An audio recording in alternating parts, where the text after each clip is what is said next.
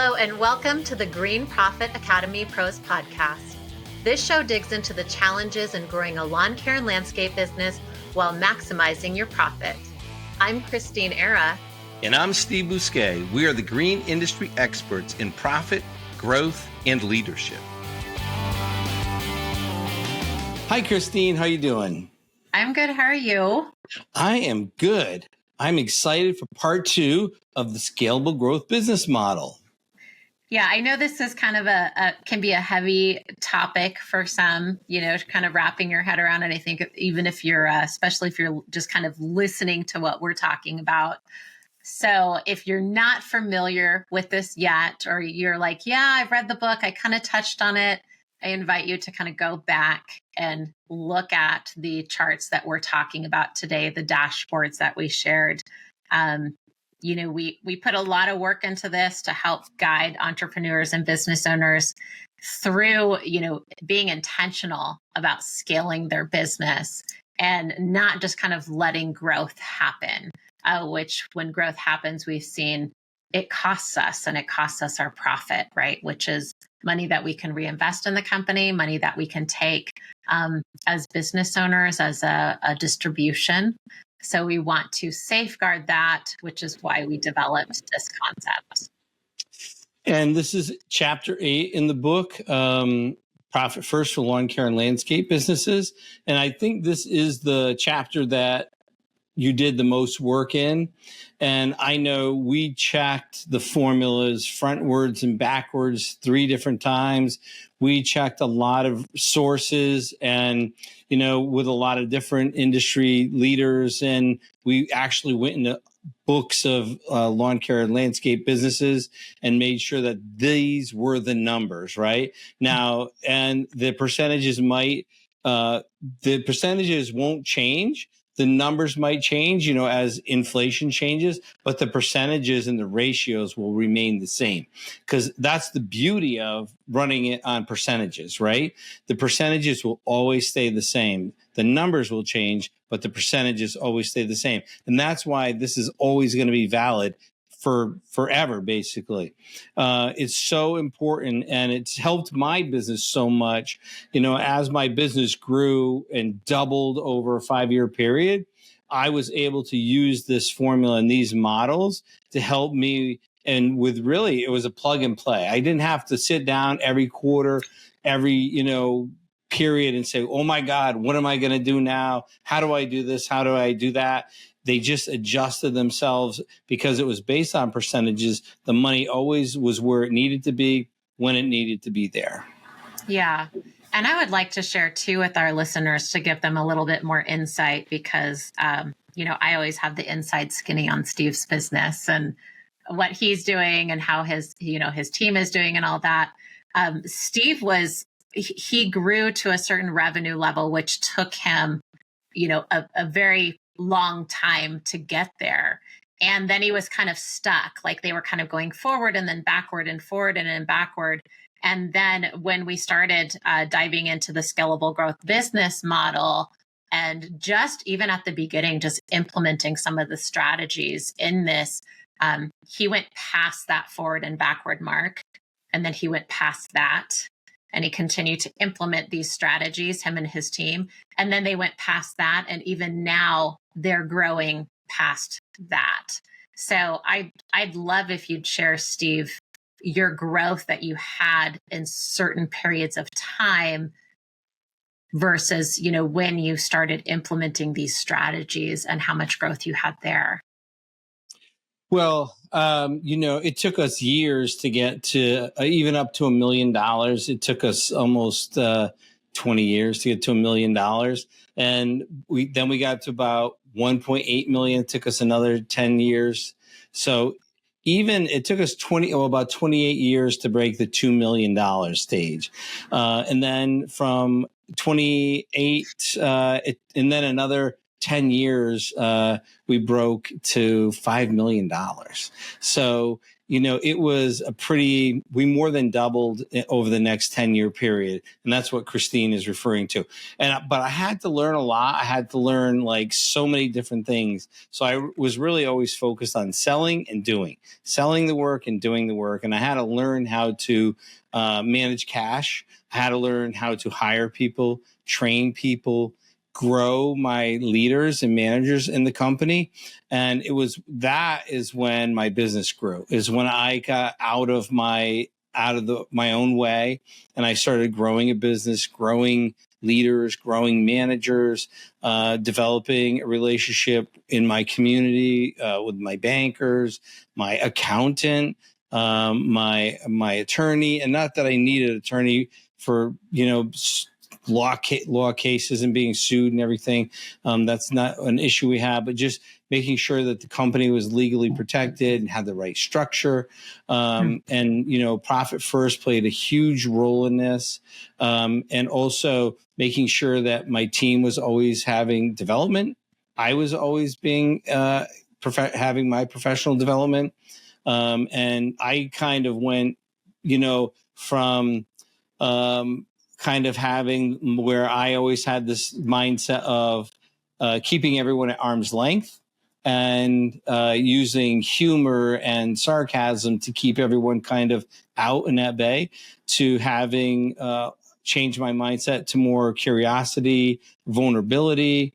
And that enabled me to become a different person, a person that could bring other people into my life and into my world, that could teach and train me so I could build other leaders around me. I didn't have to be the person who knew everything. I didn't have to be the person that was the hero in my company anymore. I could have other managers and other leaders in my company. And that was really the changing point. And I could also bring other coaches into my company that could train my team. I didn't have to be the person that had to train everybody. So there was a huge mindset shift that had to happen personally to help the company grow. Yeah. And I think that's, thank you for sharing, for one, because we're starting off talking here about financial percentages, and, which is important, right? Gross profit margin is important. Knowing what you should spend in your business is important. Spending in your revenue range is important. But one of the things that you shared, Steve, that I kind of want to highlight is it's not just about the percentages that get you there. It's not just about having a financially healthy company. And we've talked about this on other podcasts before, to where in all the, the years, like we've worked with business owners, we've connected and learned from other business owners. It's not just about the numbers, right? It's about our growth with our team. It's about, implementing change in the company, finding the best practices.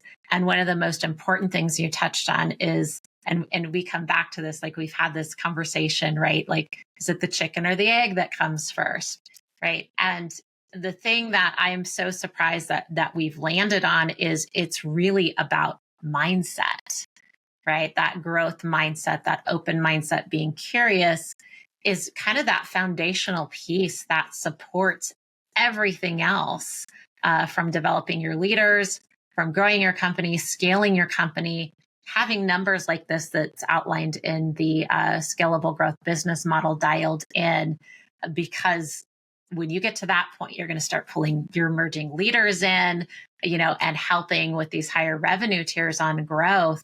And that mindset just doesn't happen with the owner. It happens with the people that, they surround themselves with. Yes. It's a whole different world. Yes. Yeah. So I think that's really important. And, I was sharing with you the other day, some of our listeners might know this, but I'm working on the next book for the scalable growth business model. And it isn't all about numbers. And I was, sharing with you, Steve, that I was surprised, because I've done the chapter outlines and the content of that, how much of the mindset and leadership really plays a role in these types of strategies. So I was pleasantly surprised, because I was like, oh, I know I'm going to talk about this, right? I didn't know how much I was going to talk about it until I kind of brought everything together. Yes, how much mindset shows up, and how much mindset is our own choice. Yeah. So mindset doesn't happen to us.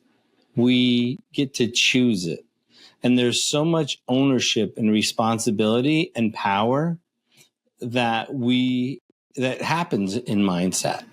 Like from how we choose to respond or react in traffic when someone cuts us off, to how we respond when our dinner is delayed at a restaurant, to how we respond and react when a customer calls and complains, or a vendor delays a delivery, or a customer cancels, or on and on it goes, right? Is it a learning experience, or are we going to flip a table? Are we going to pound our fists like a toddler, or are we going to use it to grow and learn, discover, and be curious? And it's more, it's that curiosity. You know, I kind of call it the curious leader, right? Or the curious learner. And when we can be that, and we don't have to be the hero of the company or our own ego, it changes everything. It really is it's a great opportunity. Yeah. And that mindset, it really ties into, if we're looking at the scalable growth business models and the percentages that we share in this per revenue tier, it really ties back to, you can choose to continue to run your business the way you are, or you can choose, to find a methodology and strategies that can help support you along the way and know I am spending the right amount. I do have a healthy gross profit margin. If something is costing more in one of these categories, why is it costing more? Being curious, what do we need to change? And these are some of the questions that I would say I run into challenges in coaching people when we're really trying to get this dialed in is, okay, well, you're overspending on labor. Let's talk about that. You did an assessment. I can see there's something going on with your equipment. Tell me more about your equipment, and asking questions there. So being open with that mindset that we're kind of talking about is really going to impact whether or not you can fully implement the scalable growth business model in your system, and if you in your business, and if you can navigate this system to get where you need to go. And I would say that navigating this comes down to a certain level of honesty with yourself, and also who's on your team, right? Mm-hmm. Because if we're over labor, let's have an honest discussion. Why? Are we underbidding? Are we misestimating? Do we have too many guys on a crew? Are we not allocating for travel time? And, are we not, what's the story? Are we not doing something, or we should not doing something that we know we should be doing? Or have we just missed it? Or are we repeating the same exact mistake over and over again? Right. And this is a conversation that we need to have. Are we not going to fix it, or are we going to fix it? Is this the same conversation we had last year? And that's what, like, you could sense some frustration in my voice. We have some coaching clients, right? Why are we having the same conversation over again? Let's fix this, right? I've been a coaching client where I was like, why am I having the same conversation again? Why am I not fixing this? What is stopping me from fixing that? And that's why I was saying, like, let's be honest with myself, because I don't want to fire this long-time employee. Or do I not want to go up on this client's price because I'm afraid they're going to fire me, right? So let's be honest. What am I really dealing with? And that's what I mean. There's a lot of honesty that shows up when you're doing this type of work. Hi, it's Steve with Green Profit Academy. I was just reading a Harvard Business Review study that showed people who have written down goals and plans make 10 times more money over a 10-year period than people who don't write their goals and plans down. And really, that's why I'm so excited to announce the Green Profit Academy Mind Your Own Business Retreat. This is going to be the third retreat we're putting on. It's going to be held in Granville, Tennessee at the Wildwood Resort and Marina. It's going to be on November 4th to November 8th. And we're going to work on not only your 1 year, but your 1 to 5 year business plan and goals. So you're going to be so far ahead of people who don't have written down goals and plans. We are doing this because we want your business to be far more successful than you ever imagined. And it all starts with goals and plans. So join us this year, November 4th to November 8th, for the Mind Your Own Business Retreat. Let's see. Come on, sign up. I'm going to put the link to sign up in the show notes, and I look forward to seeing you there. It's time to get serious about your business. Now's the time to start.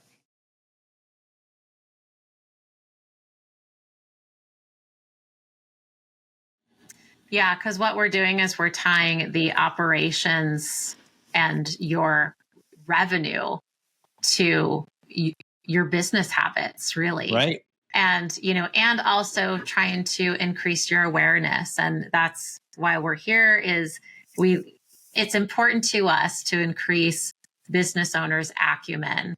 And this has everything to do around financial management, leadership. What do you know? What do you not know? How do you price things? What are your systems and processes?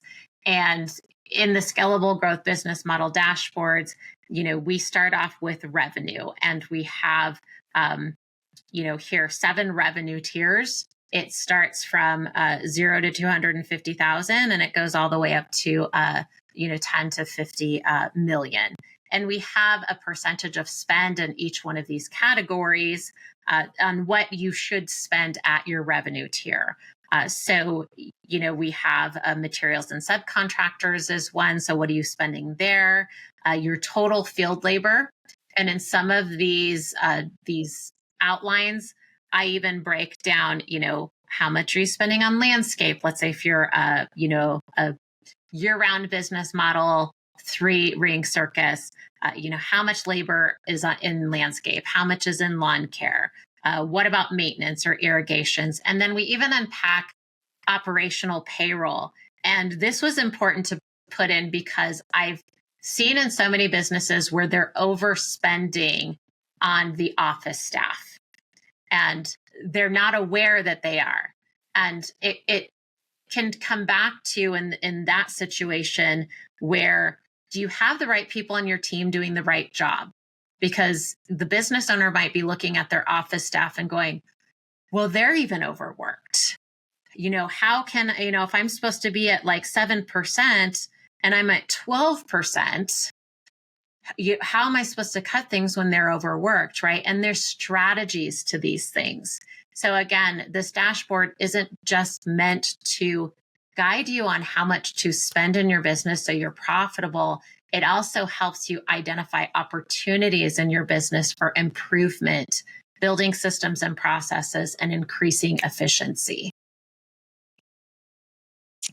Yes. And getting back to the hiring and the firing of clients and employees, right? It's like, well, I should have fired that person a long time ago, or I should have went up on those prices a long time ago. And getting back to the office, like, we have too many people in the office. Well, why? And they're still overworked. Well, what's going on? Well, why are we doing those services? It's the same people that call in the office all the time that we need to take all those phone calls. And they're our worst clients. They're our lowest profitable clients. Should we even be doing work for those people, right?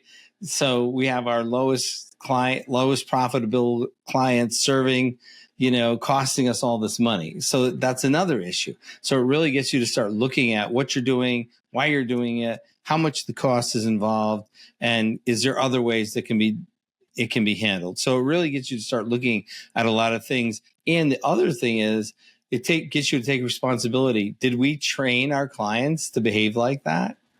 Can we train our clients to behave another way? Do we have to answer their phone call within 5 minutes, or can they leave a message and we call them back at the end of the day? do we need that many people? There's so many different things that it gets you to look at when you're working to get your percentages dialed in. Absolutely. Yes. Office staff, equipment turnover, and the other thing that it gets you to start thinking is, well, we've always done it that way, so we always need to keep doing it that way. And is that true? Yeah, and that's a good point, because that's another profit bleed that I see, when I'm looking at somebody who filled out the assessment, and I can see these percentages. And, and this is a long game. If you're really going to implement this, it will get you there. The assessment, you're going to find out where are you at, what are you spending, and then what should you be spending? And it helps you identify that gap. And then, we start asking questions, right? Like, why is your labor so high? Why is your equipment spend so high? What about your office staff? Okay, what's contributing to that? So there's additional questions, right? That the numbers don't lie.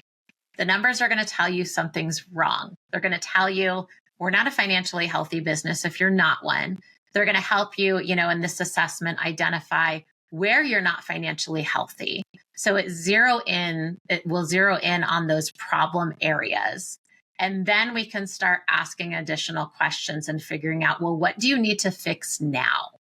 Right? So you can focus on something that's going to get you there faster and start adjusting those percentages towards the right percentage, which is another reason why I love this assessment, because business owners, they're really good at their craft, right? So what did they start their business for? What services do they provide? They're not always the best at identifying what problem to fix.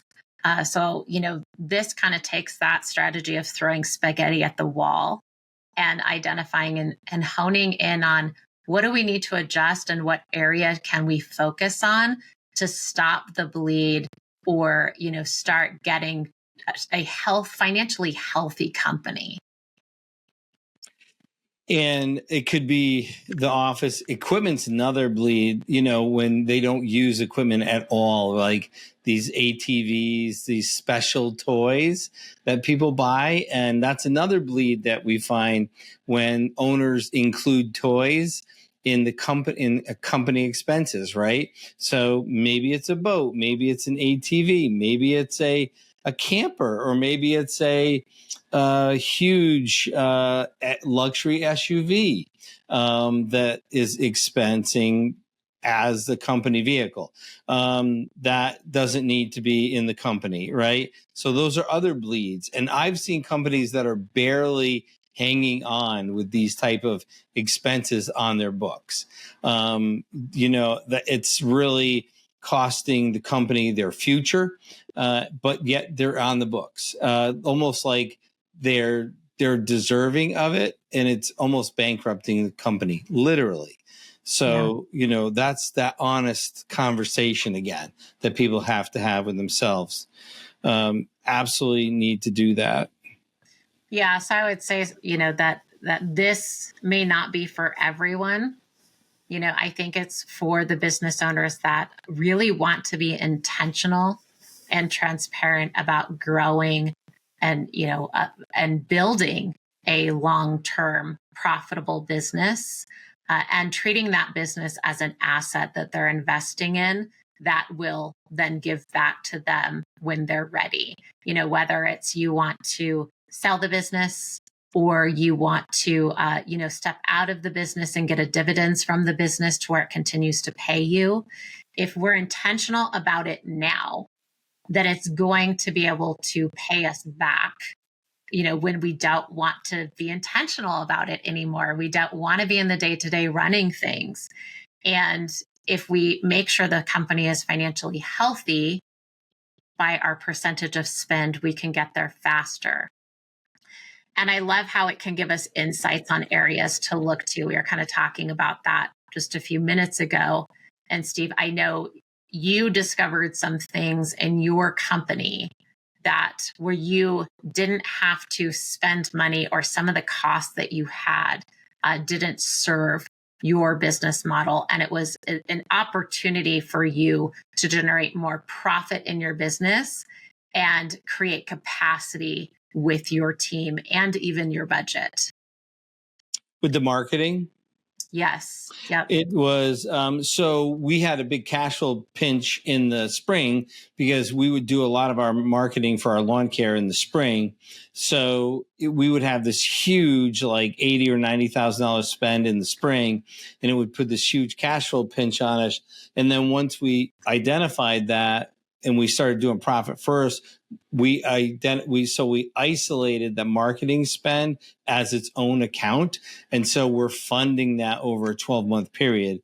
So every deposit, right? Every time we do our allocations, a percentage of the money goes into that marketing account. So when spring comes, it's fully funded and we don't have that cash flow crunch. And as long as we're doing that, then we are fully funded for the marketing. So it just alleviates that and allows us to do the marketing that we want to do when we want to do it without stressing everything else. And one of the other things that we started doing we also isolated our equipment. And that budget, allowed my team to see how much we have to spend. So it stopped my team from going, we need, because now they see exactly, they control their own budget and they know when they're going to get what and when they're going to get it. So they know when their next truck is, when their next skid steer is, their next Z spray is. So they just leave me alone. One of the things I kind of want to back up on earlier about, utilizing the dashboards to make decisions, financial forecasting, budgeting, and getting out of the business a little bit, because if the owner is doing all this kind of like, oh, this is included for the owner and that is included and only the owner controls it, there's no way for the owner to ever step out and not run it and have a manager run it, because there's all this behind the scenes stuff. So how I get out of the day-to-day of my business is having this model run the business and my team can run it. Everybody knows what's going on. It's very transparent. I don't need there to be behind the scenes to hide this and put this over here and do these kind of behind the door things, behind the curtain stuff, because it's all above board and everybody can see it. So it allows me the freedom of the time to go do things that I love to do. Right. So and the business continues to grow. So is it it's like a double, right?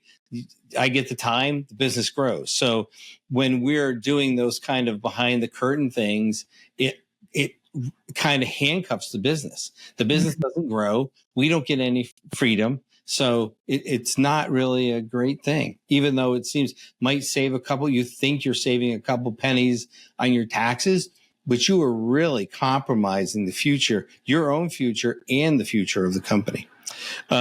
So getting back to isolating those accounts like profit first to paying for, the equipment and the marketing, it totally, transformed, again, transparency.